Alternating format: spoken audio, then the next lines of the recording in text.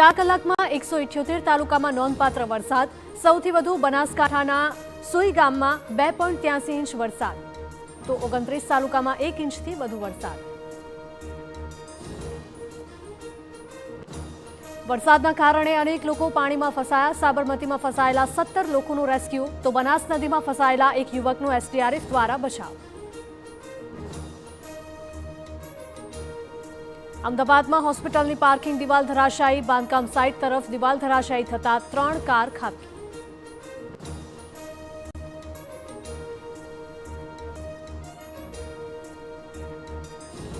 સુરેન્દ્રનગરમાં અરવિંદ કેજરીવાલની સભા રદ. સંખ્યા ન થતા રદ કરાઈ હોવાની ચર્ચા, તો વરસાદના કારણે રદ કર્યાનો આપનો દાવો.